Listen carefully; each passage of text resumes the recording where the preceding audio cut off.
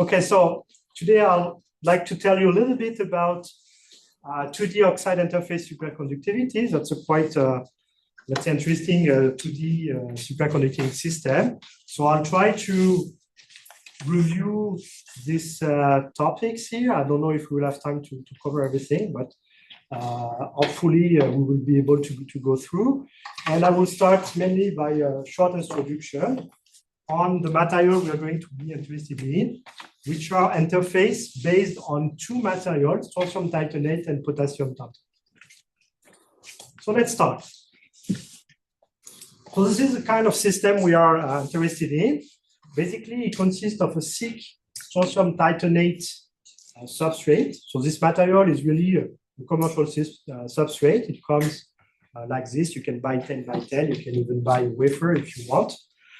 This is, from the point of view of conductivity, this is an insulating material. That's actually a band insulator with a 3.2 EV gap. And on top of this material, we're going to deposit another insulating material, this one mainly, lanthanum aluminate, which is also a band insulator with a 5.6 EV gap. So the growth of this material is usually done by a PLD, pulse laser deposition, but you can also do it through other technique like MBE, for instance. If you're not familiar with PLD, and I can give you a little bit of input on the technique, different techniques which are used. It's a technique where you use a laser, a pulse laser, to locally evaporate a target. So the target will be a monocrystal of this material, and your substrate is located here in a UHV chamber. And you can control the growth by controlling the oxygen pressure, the temperature of the substrate, and of course, the amount of energy that you shine on the target. If you do things correctly, you can build this kind of heterostructure. So you can see here a transmission electron microscope picture. So this is a technique where you take a thin slice of your material and you send electron through this material on the side. And you can see here the bright spots are basically the heaviest atom. So titanium, sorry, for the substrate, and aluminum for the overlayer. And if you zoom in, you can see that the material has a cubic structure, which is quite well defined. You see here you have the titanium, and in this case, the interface is here.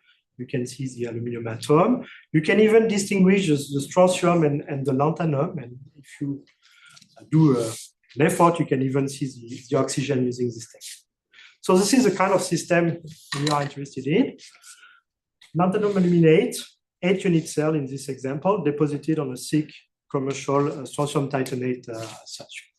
So the system is built from insulating material, but the interesting thing is that a two-dimensional electron gas form at the interface. We say interface, but in fact, it's mainly localized. It's mostly localized in the strontium titanate. So typically, we have a two-dimensional electron gas, which is confined between two insulating material. And this was shown already more than 20 years ago in Stanford by Otto Ward. How do we know that this is 2D? There are a variety of experiments that tell you that this is a 2D system. Probably the most obvious one is an experiment which was done not far from here in the Thales CNRS lab, where they use an atomic force microscope with a metallic tip.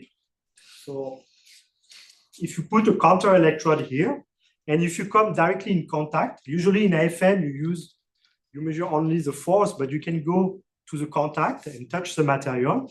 And if you have a metallic tip, you can measure the resistance between the tip and a counter electrode.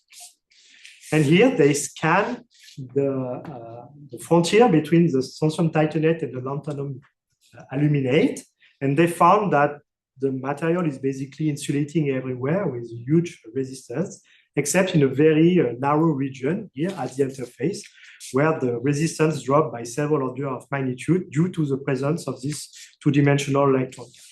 And you can see here, the typical size is 7 nanometers. Although in this experiment, you have to be careful because what you measure is also mainly the shape of the atomic force microscope. But it tells you that basically your electrons are confined here, and they are confined in a quantum way. Yes, Francesca. So when you do these kind of measurements, often the force is not negligible, and sometimes there's sort of even sometimes an indentation. So how could they know that this conducting layer was really there before the measure was created by the Here you have the full map.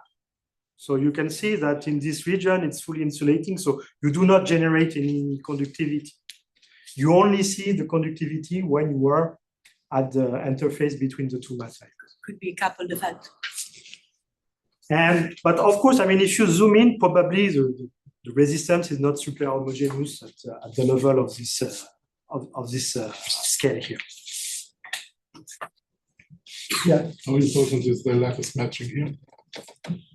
So for lanthanum aluminate and strontium titanate, the mismatch is order of 1 or 2%, something like this.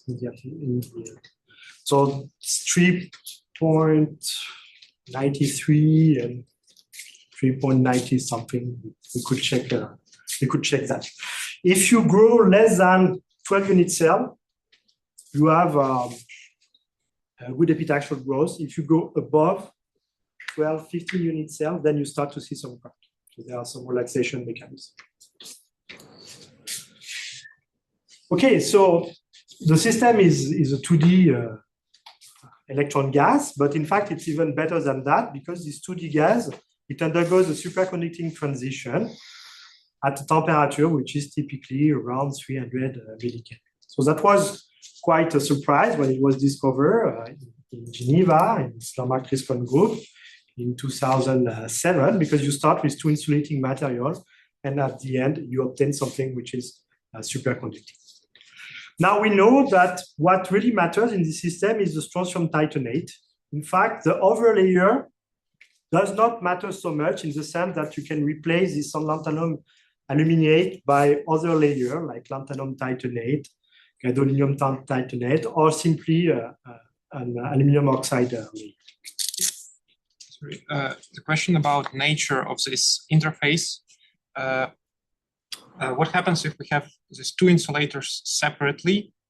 Does one of them realize this edge mode, or it's so if you take these two materials individually, none of them will be conducting in absence of doping.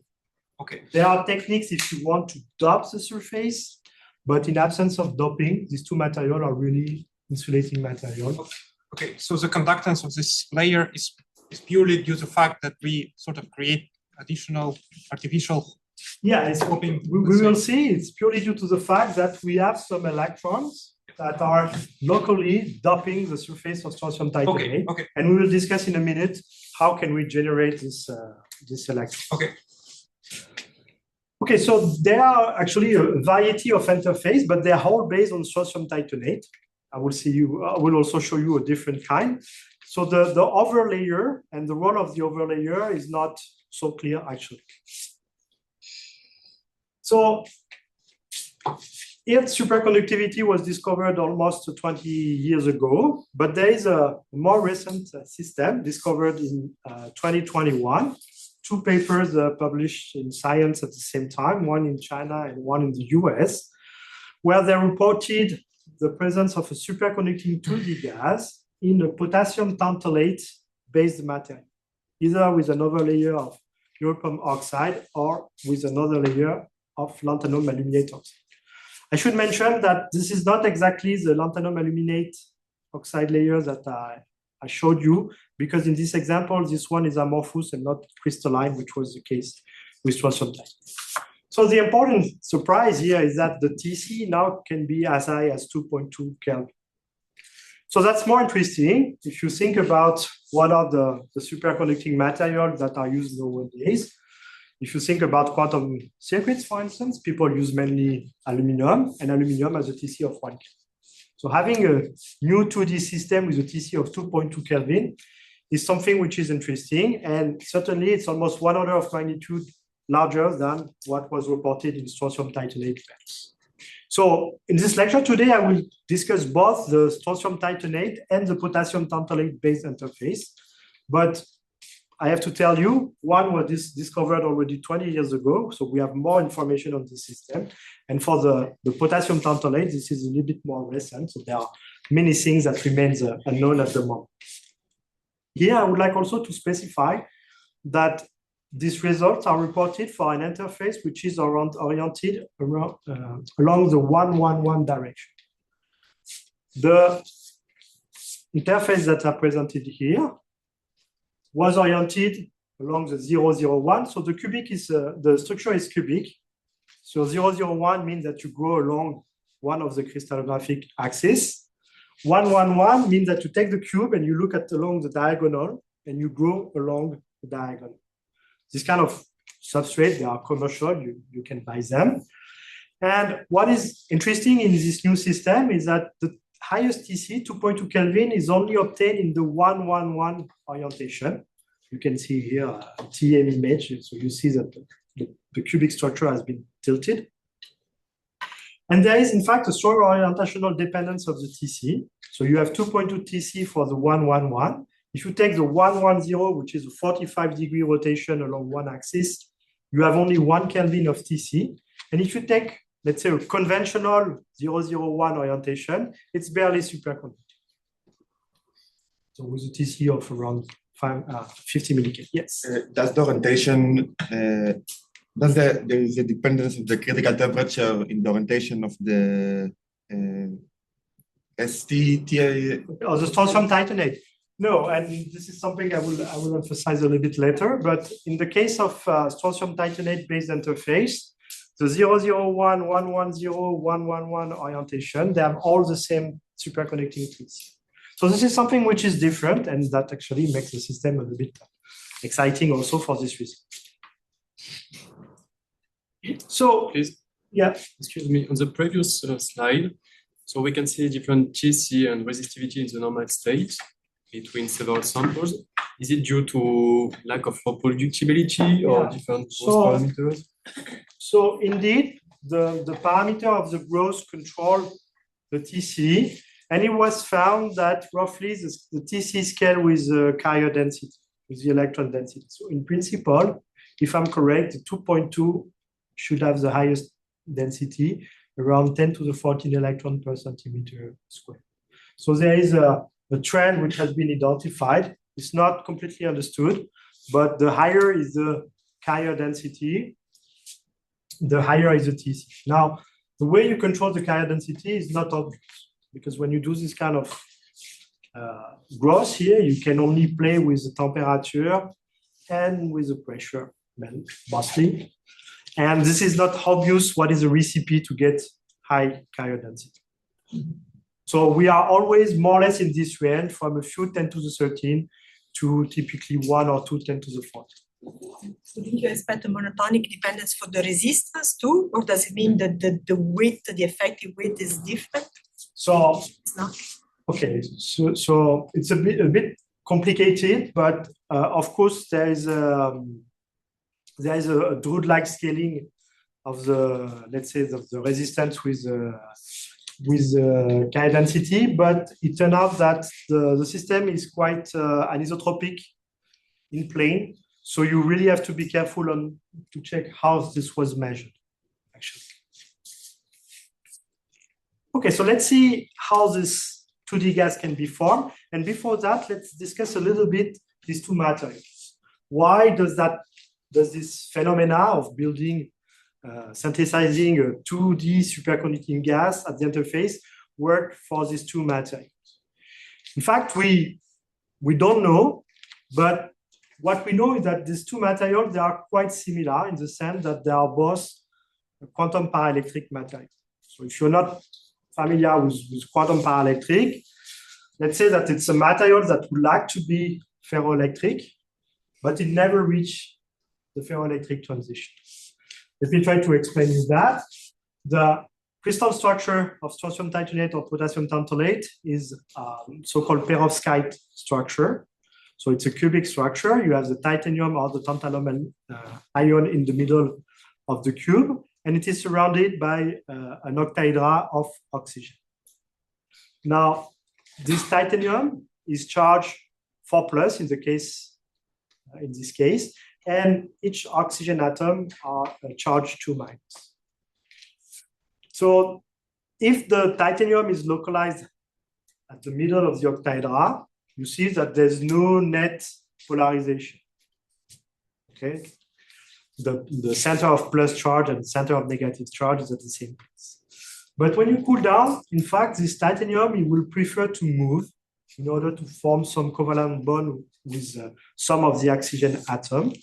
And if titanium move inside this octahedra of oxygen, then the center of positive charge and negative charge is no longer the same, and you have an electric dipole, and this material becomes ferroelectric. So in principle, when you cool down a ferroelectric material, its dielectric constant should increase, and it should diverge at the transition. But here, you see in this log scale, the divergence is never reached. Instead, there is a saturation here. And this saturation comes from the fact that there's 2 equilibrium positions for titanium on each side of this oxygen plane. And it can go between these 2 positions by tunneling. So that's very similar to the ammonia molecule that you may have learned in your quantum mechanics class. So in fact, the ferroelectric transition is never reached. It is quenched because the titanium can oscillate between 2 equilibrium positions. And below 5 Kelvin, typically, the dielectric constant is saturated. And this is what is called a quantum paraelectric, or also sometimes you can find the wording incipient ferroelectric. One important ingredient is that this dielectric constant, still at low temperature, it is huge, 24,000. Most of the common materials, they have dielectric constant between, let's say, 3 and 10 typically, and this one is 24,000. Same story for potassium tantalate, although the dielectric constant is a little bit reduced. We don't know actually what is exactly the role of this dielectric constant in the mechanism that could lead to superconductivity, which remain unknown. But let's say that most of the theories that have been proposed at some point include this very peculiar ingredient, which is dielectric constant, very high dielectric constant. Now, if you consider strontium titanate, that's actually a material which has been well studied back in the 60s and 70s. And the reason is that, in fact, this material in the bulk form, so here I'm not talking about interfaces, I'm talking about bulk. This material can be superconducting, can be conducting and superconducting if you dope it with electrons. And you can do that either by creating oxygen vacancies. So that's not very difficult. You take your crystal, you put it in an oven, and you heat, and you remove some oxygen. Each oxygen vacancy brings you 2 free electrons. Or alternatively, you can also dope with niobate. And this is a known superconducting phase diagram of bulk strontium titanate as a function of the carrier density. You can see that superconductivity survive and extend over more than 3 decades in doping. That's quite remarkable. What is also remarkable is this value here. If you take the last data point that was measured in a study back 10 years ago, the number is 4, 5, 10 to the 18 electrons per centimeter. And if you do the math, you realize that 1 electron for 30,000 units. And that's something which is quite striking. How a material can be first conducting with 1 free electron for 10,000 unit cell, and how it can be superconducting. To give you a comparison, take a very standard metallic superconductor like aluminum. If I'm correct, aluminum, it should have 4 atoms per unit cell and 3 valence electrons per atom. So that's 12 electrons per unit cell. And that was the starting point of the BCS theory. Now, if you end up with a system that is doped with 1 electron for 30,000 unit cell, it really challenges the theory of superconductivity. In particular, you can imagine that the Fermi energy is very, very low in this material. And in fact, it's even lower than the characteristic Debye frequency of phonons that you could imagine to be involved in the pairing mechanism. So that's a so-called non-adiabatic regime. And basically, Migdal-Eliashberg approach fails to describe this kind of system. So what is the origin of superconductivity in strontium titanate? Still, we don't know. It's not a problem which has been solved, although it has been studied for 40 years. We don't know what is the pairing mechanism. Many people believe that the phonon modes that are associated with this quantum paraelectric, for instance, what is called the Slater mode, which is a transverse optical phonons where titanium and oxygen move inside the octahedra, could be at the origin of the pairing. Several theories have been proposed based on ferroelectric fluctuation, for instance. And if you check here, I'm listing a few recent proposals, let's say back from 10 years ago. It turned out that this is the last paper of Levgon. Yes? How uniform is a superconductor in the dilute limit? Oh, that's a good question. I will try to discuss that for the interface. For the 3D, in fact, it's a bit difficult to know because that's difficult to investigate. What you can see that the transport properties are usually quite broad. The transition is broad, so it's probably not homogeneous. Because first, it's difficult to realize this inhomogeneous doping. So starting from that, you cannot expect superconductivity to be very homogeneous in the system. So that's the story for strontium titanate. So we know that the bulk form, when it's doped, it is superconducting. So you can imagine that when you go an overlayer on a crystal, for some reason you accumulate electrons at the surface of the strontium titanate, and that's just like a local doping. So maybe finding that the lanthanum aluminate strontium titanate interface is superconducting is maybe not so big deal, since in fact we know that strontium titanate can be superconducting in the bulk. But what is surprising is that if you take potassium tantalate, we can make superconducting interface, but the bulk itself is not superconducting. You cannot dope it. Even if you dope it at doping level, which are equivalent to what you have at the interface, the system will not be superconducting. So it's a little bit more complicated than that. Now, why do we accumulate electrons at the interface? There are several scenarios which have been proposed. One which was very popular in the early days, this so-called polar catastrophe scenario. If you look at strontium titanate drawn along the 001 direction, you have strontium oxygen plane and titanium oxygen plane. These planes are all neutral. So as SR O plane, strontium is doped 2+ and oxygen is 2-. For titanium TiO2 plane, titanium is in the 4+ state, and oxygen brings you 2 times 2 electrons. So these planes they are neutral.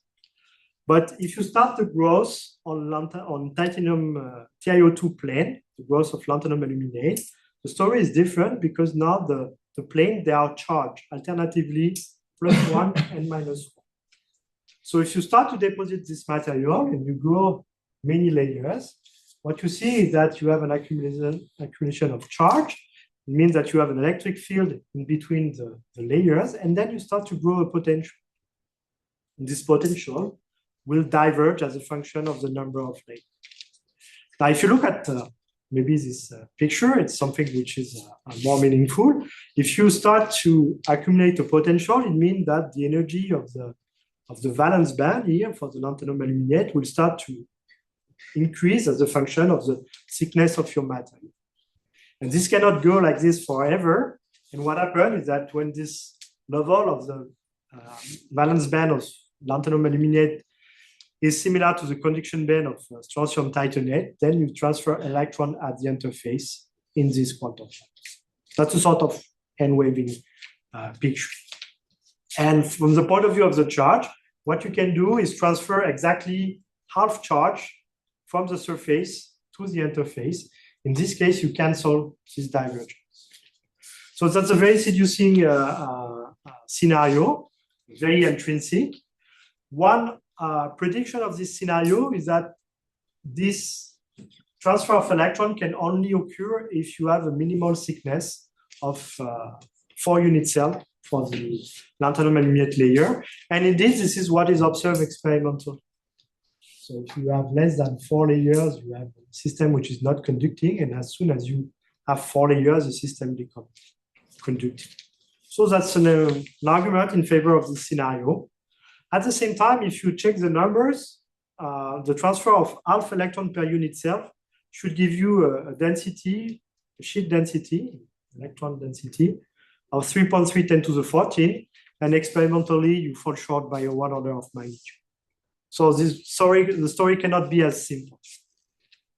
There are other materials which combine some defects, oxygen vacancy created at the interface, with this polar catastrophe scenario that also predicts this 4 unit self, and that's maybe something that can reconcile defects, physics, and intrinsic electronic representation.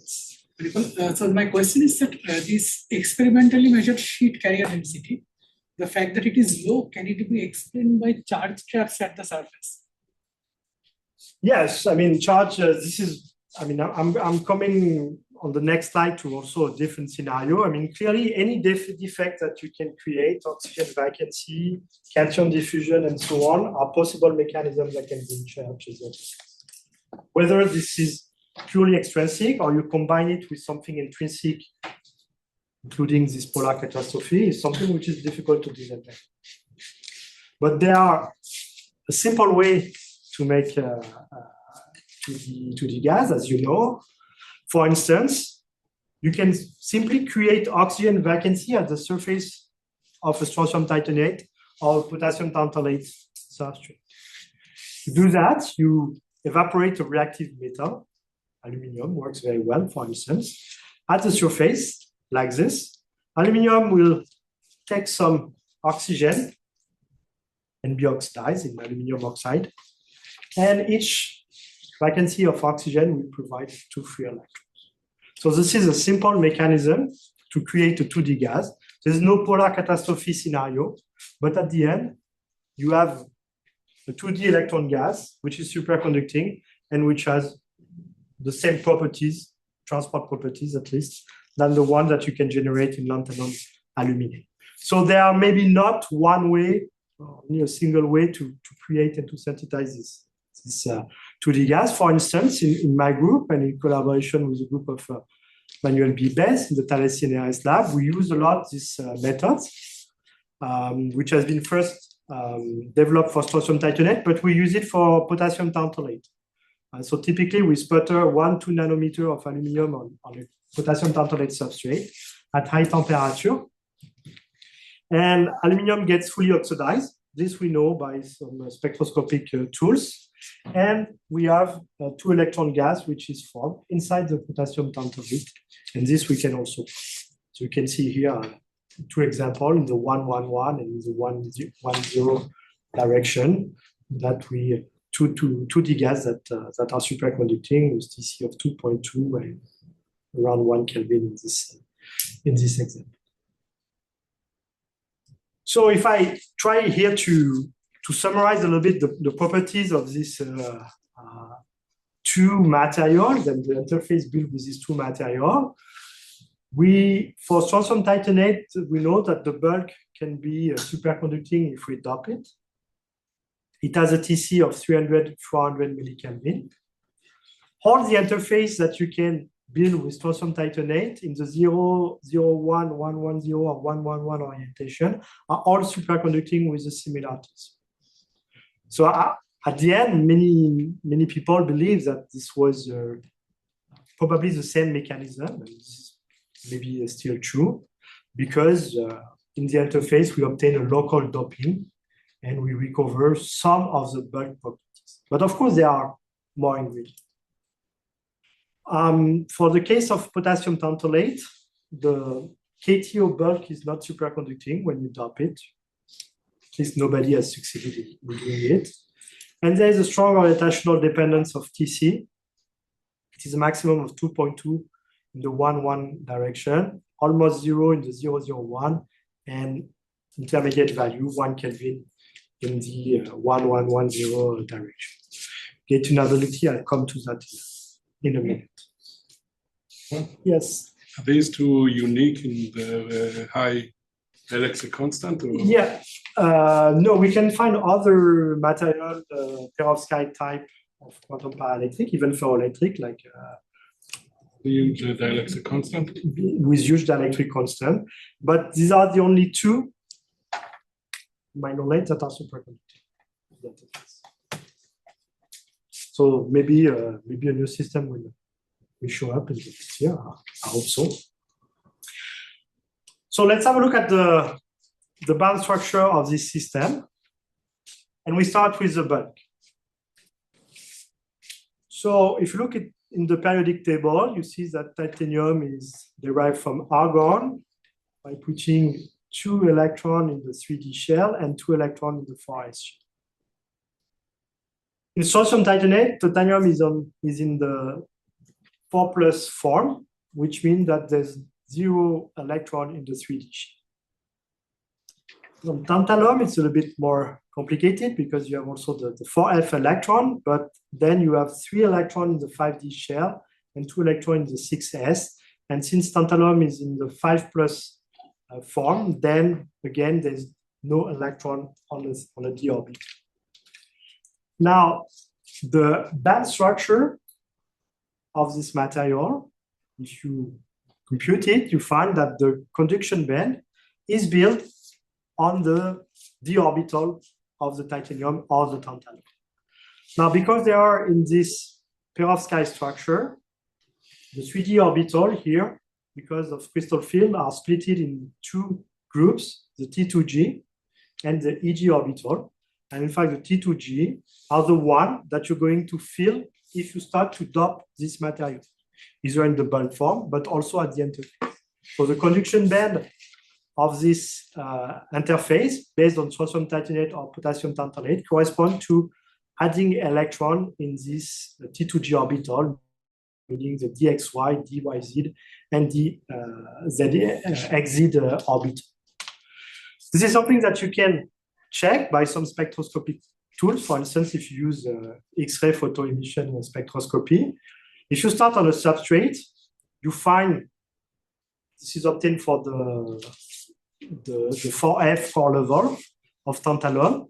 Does not matter so much. What you find is that these 2 peaks here correspond to tantalum 5+. There are 2 peaks because they are generated because of spin orbit curve. But you have only tantalum 5+. If you deposit aluminum and you create this system, you see that you start to have other peaks, additional peaks corresponding to tantalum 4+ or tantalum 2+, which means that tantalum has been reduced. You have now some electrons that occupies partially some of the tantalum orbit. This is for the bulk. Again, now this T2G orbital, they are highly anisotropic. So they will generate bands which have different properties along the different directions. For instance, if you start with this dxz, dyz band along the 001 direction, you see that there is a nice overlap. So nice overlap, if you do tight binding DFT analysis, it results in a light band. It means that electrons can move from one orbital to the next one very easily. And this light mass, in case of strontium titanate, it is around 0.7 times the bare electron mass. Now, in contrast, if you look at this dxy orbital in this 001 direction, there is a poor overlap corresponding to an heavy band, and this heavy band is around 14 times the bare electron mass. So for each of these orbitals, there are 2 light directions and 1 heavy direction. Now, if you take into account quantum confinement, you create a quantum well. Probably, if you remember your quantum mechanics class, in a quantum well, the splitting goes as 1 over the mass in the confinement direction. So this means that for strontium titanate run along the 001 direction, the DXY band, which have an heavy mass in the confinement direction, they will be at the bottom of the quantum. And they have a heavy mass in the confinement direction, but in plane, they will have light mass. Now, in contrast, the DXZ or DYZ band, they have a light mass in the confinement direction, so they will appear at high energy inside the quantum. This kind of quantum well and band structure, you can describe it quite easily by solving self-consistently the Poisson and Schrödinger equation. If you want to do that, you start with, let's say, a triangular quantum well. You solve Schrödinger equation. You obtain the envelope of the wave function that gives you the charge distribution. From the charge distribution, you compute the potential through Poisson equation, and you obtain a new potential. You can solve again the Schrödinger equation and so on. You do that self-consistently until you get nice convergence. Okay? So how do we know that the band structure is like this inside the quantum well? In fact, this is something that can be probed using angle result photoemission spectroscopy measurement. So first, if we consider this quantum well here, so in this example, we have 3 DXY band which are splitted inside the quantum well, and then 1 DXZ, DYZ band. If you look at the dispersion of this band, you have this 3 DXY band, blue, green, and gray one. These are parabolic band, and they are, if you look at the dispersion, they are rather light. And this we know because they are heavy in the confinement direction, but light in the.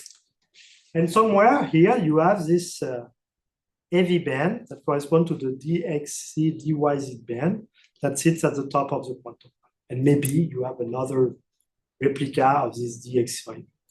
If you take the constant energy map at the Fermi energy, for instance, the Fermi surface should look like this. So you have part which is circular at the center, and then you have 2 elongated Fermi contours. So this is something that you can measure, as I mentioned, through ARPES. I don't know if you're all familiar with the ARPES technique. It's a technique which is based on photoelectric effect. You send some light on your materials. You have an electron which is extracted, and you measure its energy and the angle of extraction. And from that, you can obtain the energy and the parallel momentum of the electron, and you can map the band dispersion and the Fermi surface. So of course, this technique is a bit complicated with this material because the interface is buried underneath a thin layer, and it's difficult for electron to be extracted. This is why the resolution is maybe not so high, but clearly you can see here the band corresponding to the DXY band, and here you can distinguish also the heavy band corresponding to this. And if you take the Fermi contours, you can distinguish these different Fermi contours, elongated contours here and the circular contour at the center. So this gives us an idea of what is the band structure inside the quantum well, and this is important if you want to understand where superconductivity is emerging from. Now there's an additional degree of freedom that I already mentioned. You can change the crystal orientation when you grow your interface. So this is a 001 that I already described. But here in this example, you have also a 110 oriented lanthanum aluminate strontium titanate interface. So you see here that the cubic lattice has been rotated by 45 degrees. And of course, when you change the orientation, you change the way that orbitals can overlap. And so you change the band structure at the interface. So this is the one that I just described. But if you consider the 110, then the overlap is a bit different. And if you do your DFT or tight bending calculation, both of them usually, you find that the orbital hierarchy is different inside the quantum well. For instance, in this example, the dxy is at higher energies than the dxz dyz, which is different from. So that's an additional degree of freedom if you want to do band engineering. And then you obtain a variety of Fermi contours. So these are the typical orientations that have been used now, 001, 110, and 11 for the strontium titanate interfaces and the potassium tantalate. So this is the Fermi surface that I described. For the 110, it's different. We have two elongated contours. For the 111, because you look at your cube from the diagonal, it looks like a C3 symmetry, a bit like graphene, for instance. And indeed, you have some kind of star-shaped Fermi contours. And for potassium tantalate, that's the same idea. There are some details also that I don't have time to discuss, but you obtain some Fermi surface here. You can see clearly the star shape, and here it's a bit different from strontium titanate. Yes. I thought at some point you said that TC was not dependent on the orientation of the. For strontium titanate, yes, but not for potassium tantalate. But still, the ARGUS results give very different results, right? I mean, well, but we are talking about structure. We don't know yet how superconductivity emerged from this band structure, but indeed, you're right. The Fermi contours are very different, yet superconductivity in strontium titanate based interface are very similar from the point of view of the TC. Yeah, from the point of view of the TC. That okay? We go on. Let me control it a bit.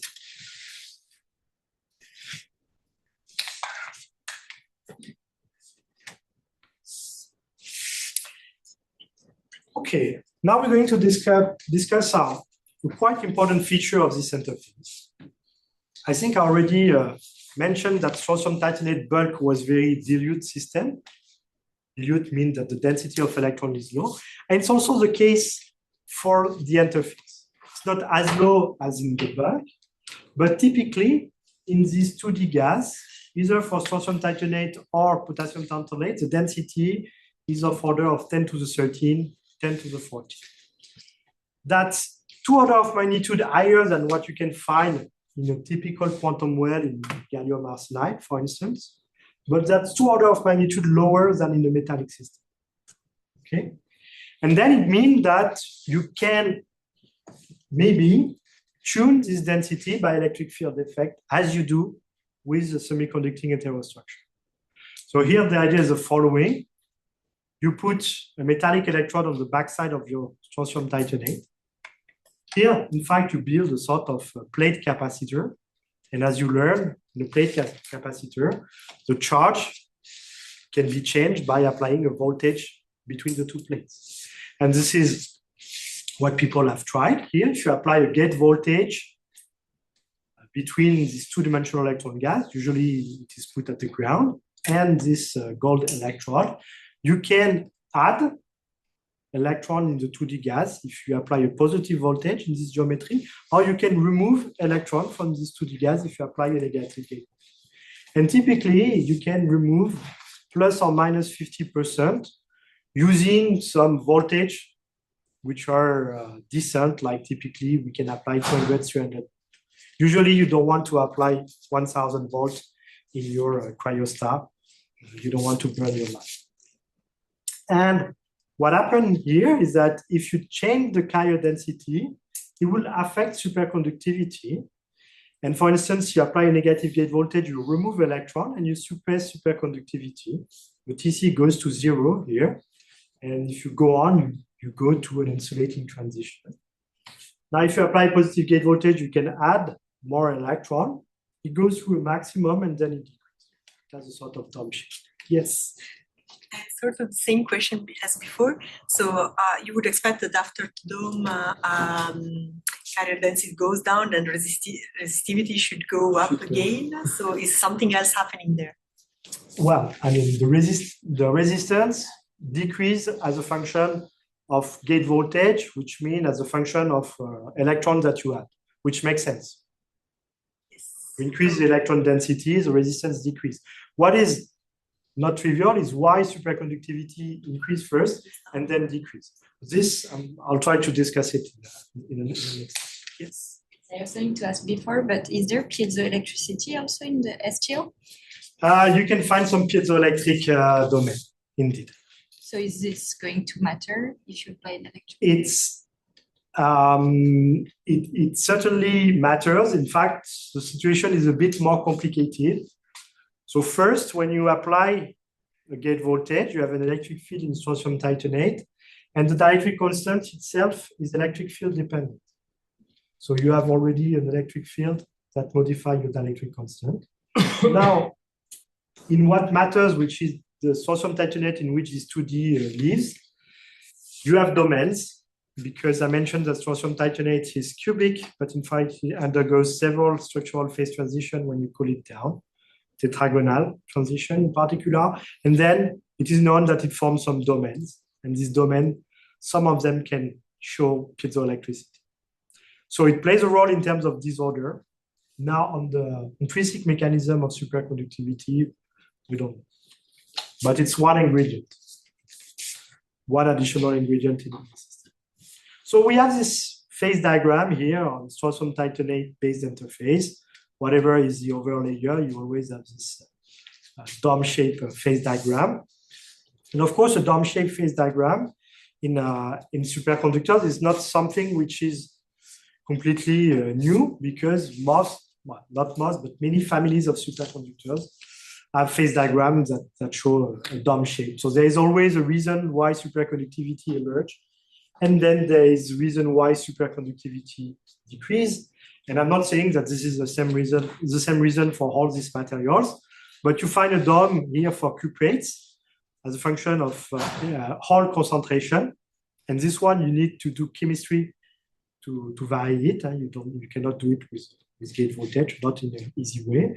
It's the same for iron pycnide superconductors. You have superconducting dome. Also, in this case, you need to do some chemistry. And this is also the case, for instance, in this twisted bilayer graphene. In this case here, you can tune the carrier density by electric field. So there was a question. Can you go back one slide, maybe? Yes. In the right graph, you show TC depending on the voltage.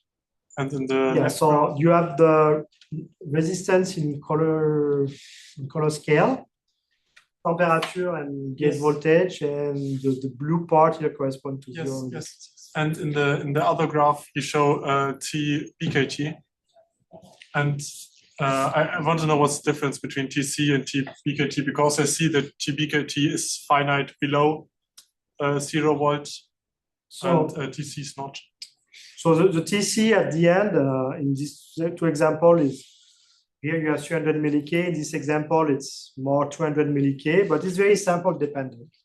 And the TC can be higher. And for now, I will consider that TBKT and TC is the same. I will rediscuss a little bit BKT physics in this system, but take it for being the transition temperature for now. Thank you. You're welcome. So having a phase diagram which has a dome shape, as I said, is something which is not uncommon. But can we try to understand this phase diagram? First, you may remember that the phase diagram of the bulk itself was also a sort of dome shape, So here you have the more or less the phase diagram of the dome bulk STO as a function of number of electrons per unit. So, and we discussed this point here, which corresponds to a very dilute system. Now, if you report here the electron density per unit cell for the LAO-STO interface, you see that you span only a very limited range. It's not at all the 4 order of magnitude that you have for the bulk. So it's not because you have a bulk TC that has a dome shape that we should expect a dome shape phase diagram for the interface. There must be something else, and this something else is the role of quantum confinement. So let's have a look at what happens when you apply a gate voltage from the point of view of the band structure. So I already mentioned that you can obtain the band structure at the interface by solving self-consistently Poisson and Schrödinger equation. And if you do that carefully, you can also include the role of the gate voltage of the potential, and you can also introduce the gate-dependent dielectric constant correctly. I'm not going to discuss the detail, but these are two typical results for a negative gate voltage and for a positive gate voltage. So the quantum well is here. This is the potential of your quantum well. This is an energy scale as a function of Z, which is the distance inside the substrate. So in this example here, for minus 50 volt of gate voltage, you have two dxy bands which are filled, and the Fermi energy is. And if you compute the charge distribution, you find that most of the charge, they are located very close to the interface within 2 nanometers for this dxy band. Now, when you apply positive gate voltage, you put more and more electrons in your quantum well. You also start to tilt a little bit the conduction band because you apply negative gate voltage. So that's equivalent to pulling in here the band. And what you find in this case is that in addition to the dxy band, you also have the blue band, the dxz, dyz band, which is filled. And the population of electrons associated to this band extend much deeper into the strontium titan.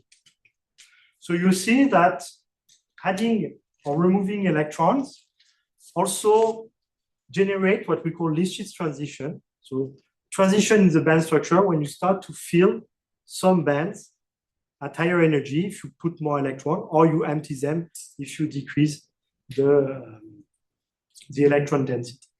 So we find that the dxy band, dxy electron, they are confined, and the density of state is weak in this band. Whereas for the dxy, dyz, the electrons are more delocalized, they are more bulk-like. Somehow they recover maybe the properties that they have inside the bulk. And the density of state for this band is also quite high. Now, has it been observed experimentally, or is just a theoretical calculation? The transition? The extension of the It's measured indirectly by extracting the typical stiffness from the comparison of the parallel and perpendicular critical magnetic field, the superconducting state. So that's very indirect. So the definition of the Lifshitz transition is the transition between filling one band and starting to fill up. Any Lifshitz transition for me will be to start to fill a new band by increasing your gate voltage and putting more electrons. So the dxy seems to have no influence on superconductivity at all. I'm coming to that. So let's first see if we can measure in transport the transition between this situation and this situation. Here you see I have two bands that I can consider maybe the electron in these two bands are quite similar, and that give me one population of electron. Whereas here I have a new band and probably a new population of electron with different properties. By properties, I mean mobilities in particular. So if I measure the Hall effect, maybe I can see this transition. And this is something that we did in my group already a long time ago. We measured the Hall effect as a function of magnetic field up to 45 Tesla. This was done in Toulouse in the high magnetic field facility. This is a pulse field. And what we found is that in the depleted region, so when we fill only the low energy band, the Hall effect is linear in field, which is what you expect for a single population of electrons. Here there is a shift which is given by this arrow to make the curves clear. And then if we start to apply gate voltage and we put more and more electrons inside the quantum well, we see that at some point we have a curvature that appears, and that's the signature that we go from a linear regime to a nonlinear regime due to a new population of electrons in the system. This kind of curve you can analyze. For that, you have a formula that gives you what is the Hall resistance as a function of carrier density for population 1 and 2 and the mobility for population 1 and 2. The formula is a bit ugly, but the trend is clear. Depleted regime, only one population. Doped regime, two populations with different mobilities. Did you see a similar change in the magnetoresistance?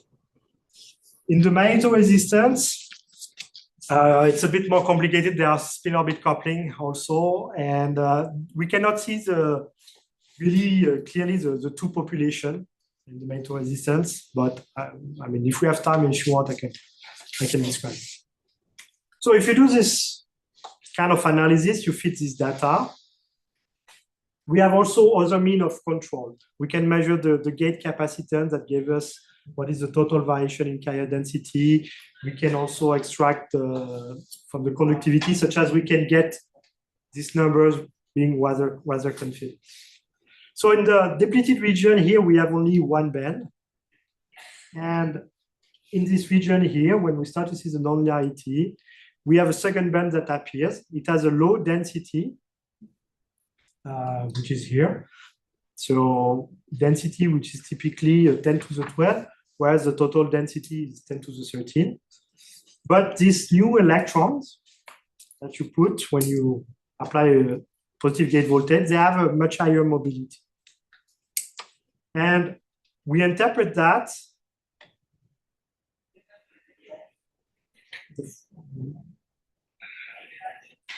high mobility because electrons, they extend deeper from in the strontium titanate away from the interface where the scattering is reduced.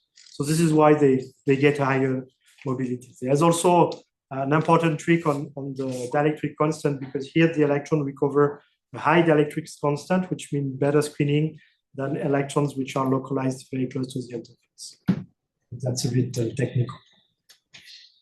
So this is from the point of view of transport in normal state. We see the transition, one band, two band. Maybe I should not call one band, two band, but one population, two population.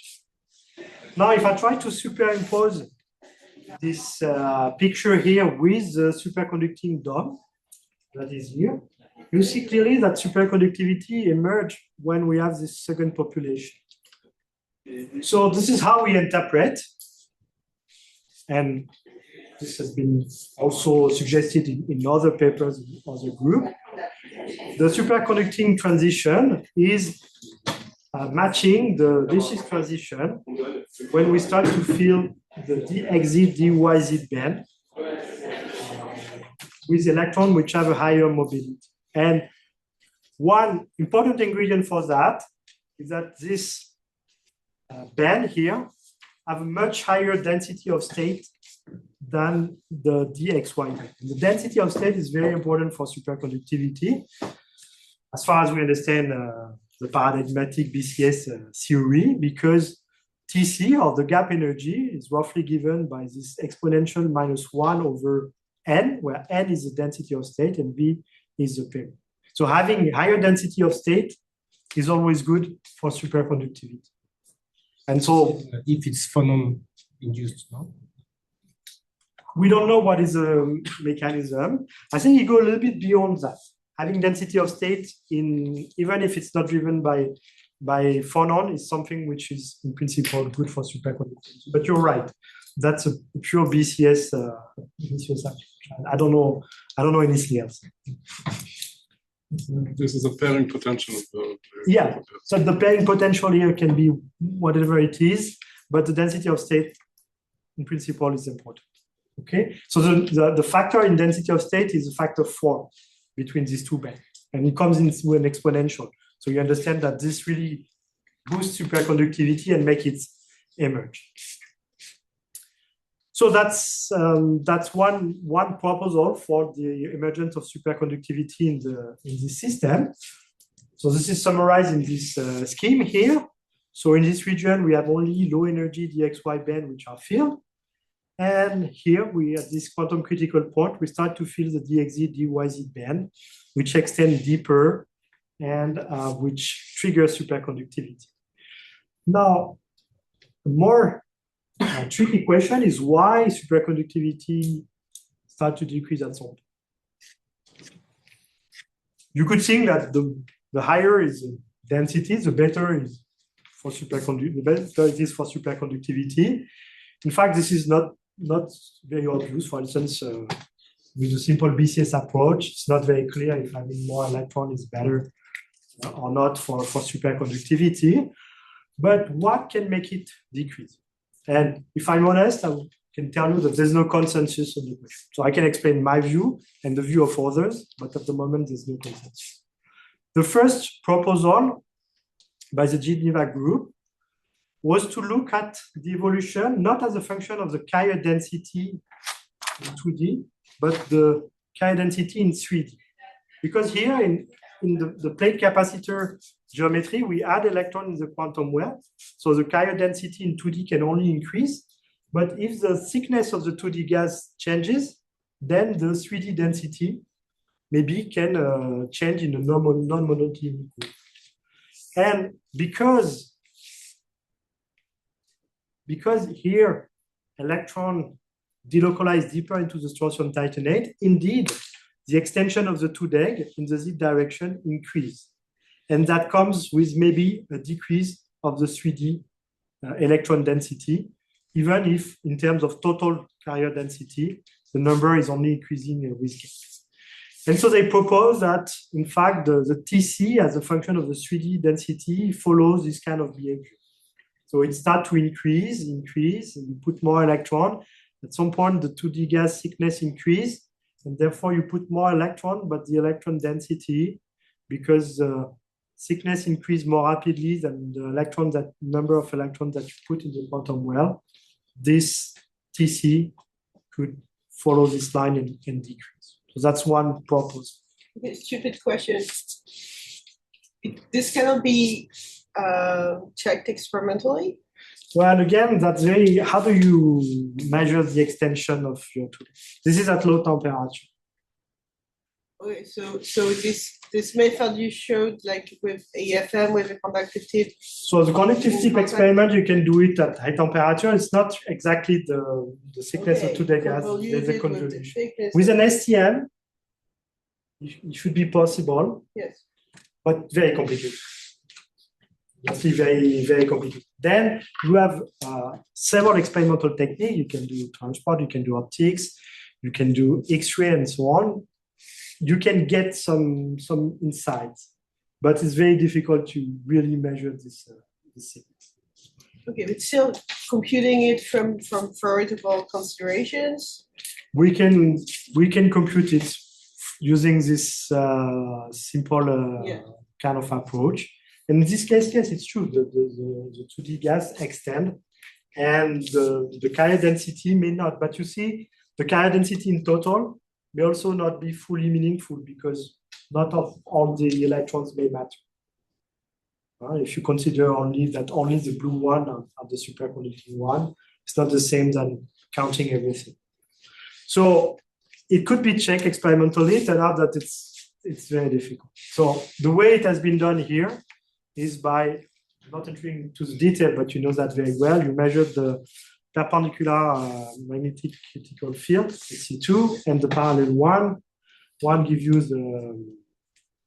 the coherence length squared, and the other gives you the product of the thickness and coherence length. But of course, in this system, the parallel field exceeds the parallel limit, so that makes something even more complicated. This is why it's a proposal and it's not confirmed. Yeah. Just, on the same point, even if we accept that this maximum of density explains the LOS2 interface, it still does not explain the superconducting bromine niobium doped STO, like the bulk doped STO. Okay, true, completely. So another more exotic, but this one is from our group, so I mentioned it. There is reason to believe that at the top of this dome here, you may start to feel another replica of a DXY band. And because the system is already superconducting, a little bit of coupling between the two will make the DXY band maybe superconducting itself. And you may have two condensates.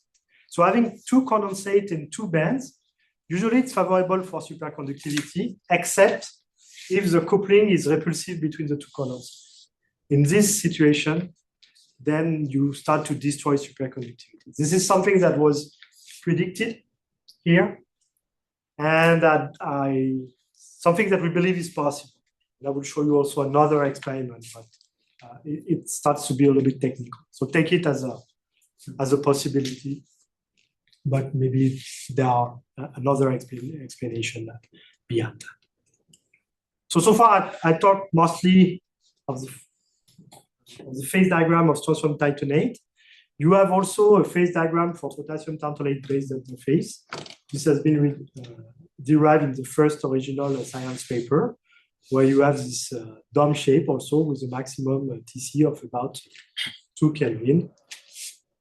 And this was for lanthanum aluminate, amorphous, not crystalline. And this is on R-on sample with aluminium oxide. So this is similar dome shape.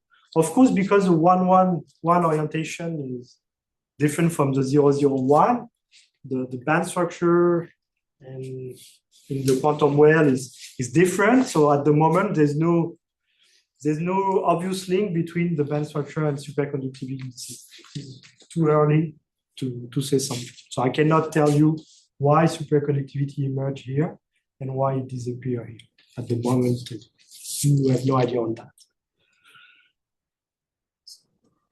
So let's see, we have a bit of time. Okay, I'll try to resume. So let's see if we can learn something from tunneling spectroscopy and microwave conductivity. Because so far I've discussed mainly basic transport. Maybe we can learn more with this experiment. So you know that in a superconductor, what happened at the transition is that a gap opens in the density of state for one electron excitation, so at the Fermi energy. So this is typical density of state function of energy for a metallic system, and when you pass the transition, then you have no states available within an energy gap, which is usually called delta, and you have two peaks here in the density of state, and this is given by this formula in the most simple case. If you want to probe this density of state, you can do that using a normal insulator superconductor tunnel junction. So you have a normal metal, typically gold, an insulating barrier, and then your superconducting system. And if you want to pass current through this insulating barrier, you cannot do it if you don't apply any voltage, because you cannot pass one electron from the normal state to the superconductor, because there's no one electron state available inside the gap for the superconductor. But if you apply a voltage, you can shift the Fermi energy here, and you see you can start to have tunneling here, for instance, here. Okay. Mainly, at zero temperature, the conductance of such junctions is proportional to the density of state of the superconductor. So that's a good way to probe the superconducting gap. So this has been done in lanthanum aluminate strontium titanate tunnel interface, the group of Johan Manhart. So they use a gold electrode, U2D gas at the interface between LAO and STO, and here is what they measure. So of course it looks like what you have here, but it's a bit smeared by temperature, and also the overall spectroscopic quality is not so good in this example. Still, you can measure directly the gap energy, which is mostly the separation between these two peaks. This is twice the gap. So it corresponds to 38 micro electron volt. So that's weak superconductivity. And if you follow the temperature dependence here for different gate voltage, it looks very much like BCS. But I would say that the resolution is not sufficient to really investigate the properties of this system by tunnel spectroscopy in this case. This has been done also in potassium tantalate. This has been done in our group. That's the thesis of Hugo Witt. That's quite recent. Here, it's more comfortable because TC is higher, so the gap is higher, around 250 micro electron volt. And we managed to measure this density of state here. It looks like BCS. BCS, standard BCS S-wave would be the red fit. So it works rather well, but in fact, we can also see that this is not a pure S-wave. There are some shoulders here that appear that suggest a second gap. There are some in-gap states which are also interesting in the system. And this is something we are actively working on at the moment. So from the point of view of tunneling spectroscopy, we have direct access to the superconducting gap. That's important energy scale. That's the pairing energy between two electrons. There is another important energy scale in superconductors, which is the superfluid stiffness. And this is the energy associated to the phase rigidity. The energy cost if you want to twist the phase of a superconductor. If you want. And this you can access from finite frequency conductance. If you look at the conductance of a superconductor as a function of frequency, so of course in DC the conductance is infinite, but at finite frequency the conductance is complex with a real part which is associated with response of unpaired electron and an imaginary part which is response of the superconducting condensate. And in the limit where the frequency is much lower than the gap, this imaginary part is mostly inductive, and that's connected to what we call the kinetic inductance of the superconductor. That's the inertia of the superconducting condensate, if you will. The energy scale we are interested in is the superfluid stiffness, and that's basically the inverse of this kinetic energy with some fundamental constant. And from the stiffness, you can also derive the superfluid density, the number of electrons forming the condensate, which is a stiffness with some mass factor. And so if you are able to measure this response at finite frequency, maybe you can extract this superfluid stiffness, and that's an interesting quantity. It's generally speaking interesting for 2D superconductor. So for that, we propose the following experiment. In fact, what we did is that we built a resonant RLC circuit. That's conceptually very simple. We want to measure an inductance. And you know that in the RLC resonance circuit, the resonance frequency is basically 1 over square root of the inductance times the capacitance. So here we put the sample at the end of a microwave transmission line. We short the central conductor to the ground. We put some element here to build the resonance circuits, and we probe the resonance frequency of this system. So we attach this sample to the base plate of the refrigerator. We send a microwave signal through a line, we couple it, we send it to the sample. It is reflected, it goes here, it is amplified and measured at point 2. So in this experiment, we access, in fact, the reflection coefficient at this level. And this reflection coefficient shows the resonance frequency. So this is typically the quantities that we extract. This is reflection coefficient in dB as a function of temperature and frequency. This is the resonance frequency. And this is the resistive curve. And when you cool down and the system becomes superconducting, the resonance shifts because the kinetic inductance of the 2D gas modifies the resonance frequency. And so from this data, we can extract the kinetic inductance and the superfluid stiffness as a function of voltage and temperature. And so we derive this kind of phase diagram here. So you have the dome-shaped TC, which is here. You have the superfluid stiffness that we measured experimentally, which is the one in triangle. And in the circles here, the black circle should be what you expect for BCSU. So what we found is that in the region which is overdoped here, we have basically a good agreement between what we would expect from simple BCS theory and our measurement. In fact, the gap energy and the stiffness are related through the normal state resistance. And this part is well understood. But when we go into this region, we see that the superfluid stiffness decreased a lot, and it decreased much faster than what we expect from BCS theory. And that tells us that basically here, maybe the pairing is no longer controlled. So the TC is no longer controlled by the pairing, but more by phase fluctuation, because the stiffness becomes very decrease a lot and becomes comparable with TC.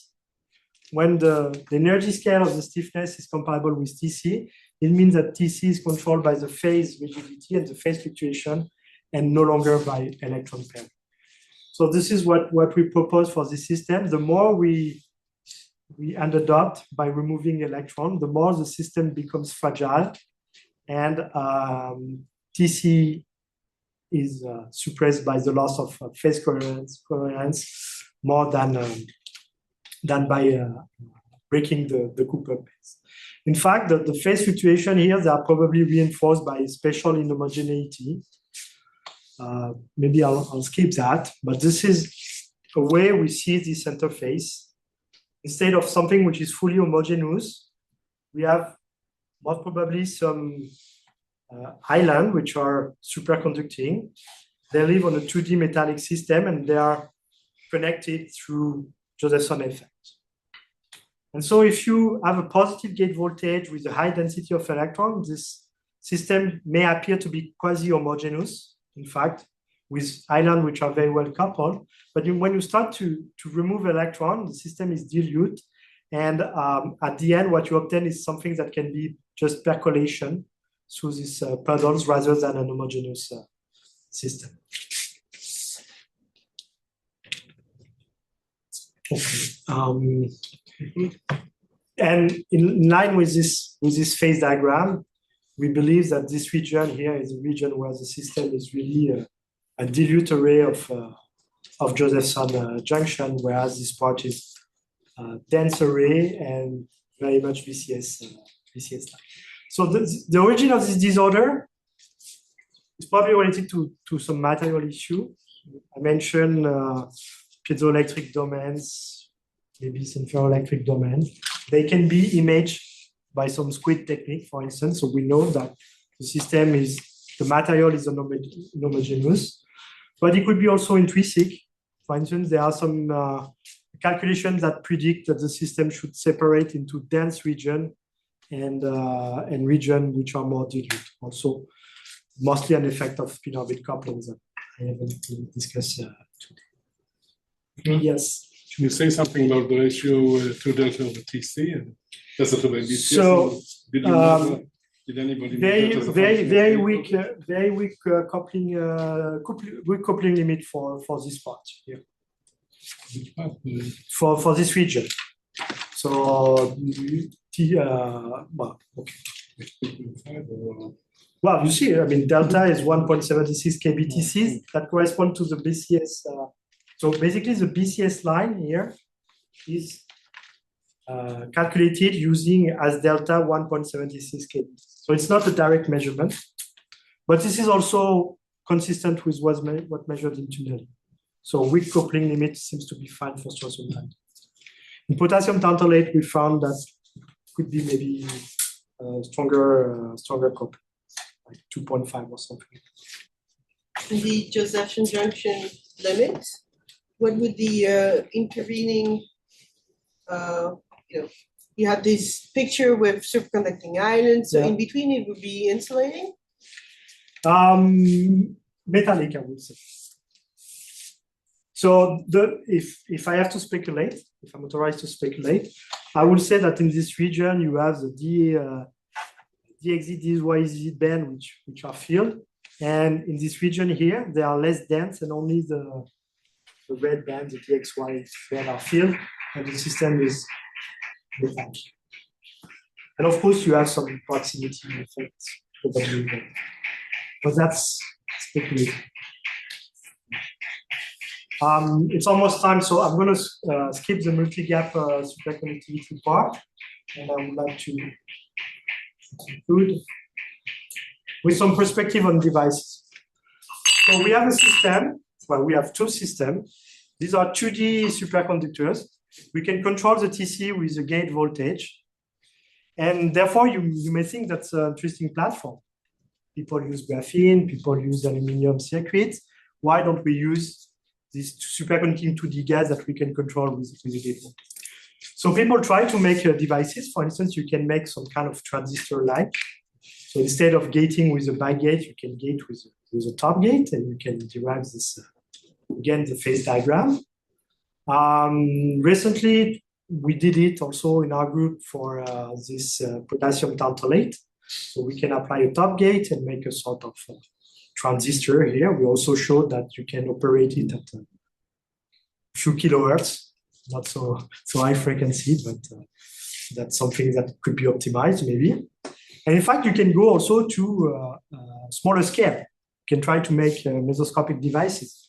So people managed to make Josephson junction. This was done in Delft, for instance, by Enrique Rubia, in Chalmers also. So this is one example of a squid made into this system.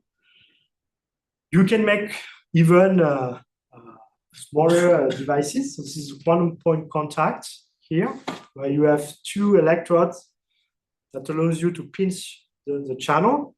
And in this system, we reported quantization of conductance, but no superconductivity.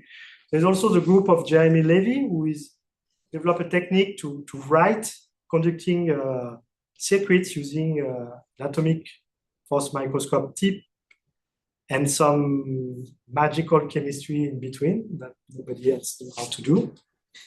And this way, he managed, for instance, to make quantum dots. And you can see here what is called a quantum Coulomb blockade, Coulomb diamond. So it tells you that you can make devices in this system. With strontium titanate, unfortunately, superconductivity is very fragile, but maybe with potassium tantalate, which has a TC 1 order of magnitude higher, that's something that becomes possible. One last thing before I conclude, there is another interesting property of the system.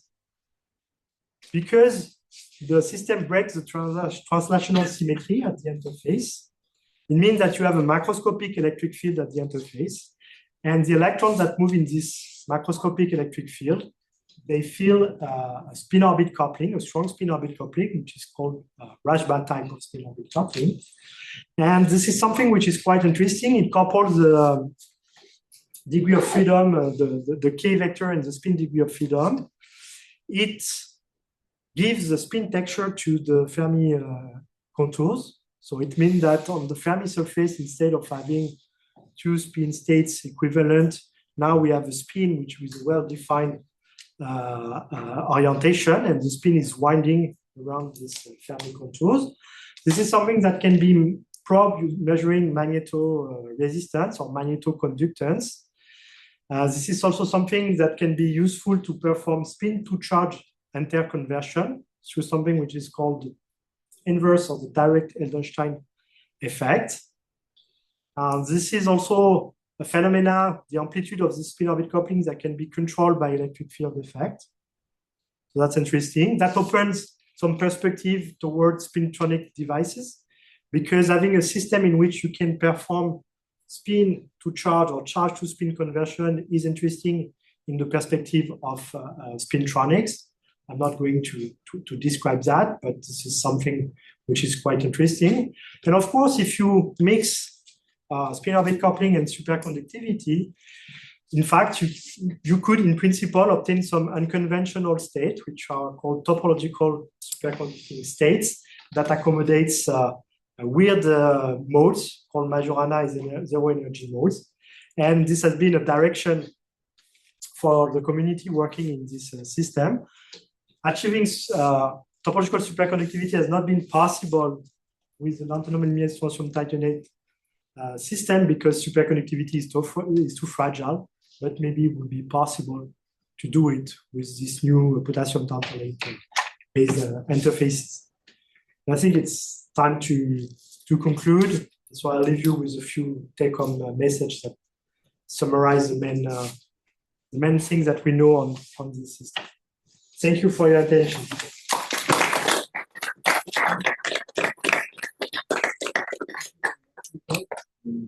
Maybe a few more questions if there are. Yes. At some point, you were talking about magnetic measurements. So resistance versus magnetic field. And you said, if I remember well, at a 0 voltage, you have an anisotropy of the response of your system. like you only have a dxy orbital contribution. If I understood well, you apply magnetic field perpendicular or parallel to your film, and you see the anisotropic response, and you deduce it's a 2D superconductivity. Alors, so I think you refer to when we discussed what is maybe the thickness of the 2D gas. That was your question. It was around slide 30, something like this. Sorry, I don't remember. It was very far. Too many slides, obviously. So there was this question: how can we measure how can we measure the extension of the 2D gas in the vertical direction? And I said that there are only indirect way to do that. So one way in the superconducting state is to measure the critical magnetic field, the field that breaks superconductivity. If you apply perpendicular, the field perpendicular to the 2D superconducting state. Now, the field that breaks superconductivity is more or less when you put a field through the characteristic dimension given by the square of the coherence length, and when it's equal to phi naught. Okay. So from this measurement, you get the coherence length, which is the size of Cooper plates. Now, if you apply the field in plane, again, you have a sort of characteristic area, and this one is the coherence length in one direction and the thickness of the 2D gas in the other direction. So if you measure the critical field, you obtain the product of the thickness of your 2D superconductor times the coherence length. If you know the coherence length, then you can extract the thickness. So this is a way, this is how people extracted the thickness and managed to go from 2D to 3D. There's a caveat here. In the parallel geometry, the value of the critical field is very high.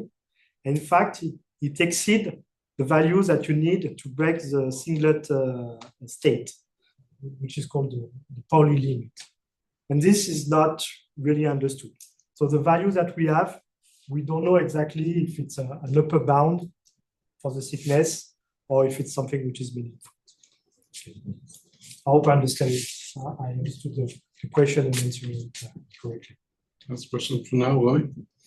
I have two different questions. First one is you show that you have the transition from superconductivity to insulator, and you see something in between. It's not a direct transition between superconductivity and insulating. You have some finite resistance, and maybe it's too early to start talking about it, but this is something that it's very close to me. And do you have any explanation of why do you see a finite resistance? Because in the 2D limit, you shouldn't see any finite resistance.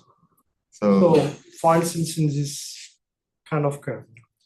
Yeah, you see the finite resistance has like the cyan ones, like the drop and then saturation, not at zero. So first, I should say that the picture is not clear. It may be different from potassium tantalate and strontium titanate. There are a few papers that discuss the SIT transition in this system with some scaling analysis that you can consider are valid or not. It's a bit complicated. Here, there are two lines if you look at this data, because this is the one that we have on the screen at the moment. One is the quantum of resistance for 2E charge, and the other is for E charge. So the red one, which seems to be the transition between these two regimes, let's say superconducting and insulating, correspond to the 1E charge. So that tells you that if you have a transition from superconducting state to some kind of insulating state, this insulating state has 1E charge and not 2E localized charge. But I cannot say more. So there is no clear picture of the superconducting insulating transition driven by gate voltage in this system. Although a few papers have been published, including by our group, but there's no clear picture. Another question. The disorder, if we have this view of the island connected by Josephson effect, then it means that the disorder and this mesoscopic disorder may play a role when you approach the transition. Are you transiting to something which is still a little bit metallic or something which is insulating? It's hard to say. And it's very dependent on the sample. So Okay. Another question that I have is if you know of any experiments of high pressure on those on the interface? On the interface, yes. I don't think so. It's a good question. I'm not aware of any. I can anticipate that this must be complicated. It will be complicated, yes. Sir.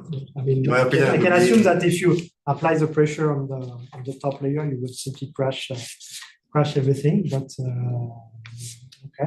I can assure you, won't crash anything, crash everything. You will crash at some point, but yes, I believe it will be pretty much as with the gate voltage, but because I am coming from high pressure experiments, everything is not really as you think it will go. With the gate voltage, the range of tunability is something like 50% of the carrier density that you can change. With pressure, I'm not sure that you can reach this range, but yeah, I'll be curious to know more. Pretty sure you can. Anyway, you're staying now for the drinks. Yeah, well, you have to stay for the drinks. So you have to do it in of course, I mean, dilution refrigerator also.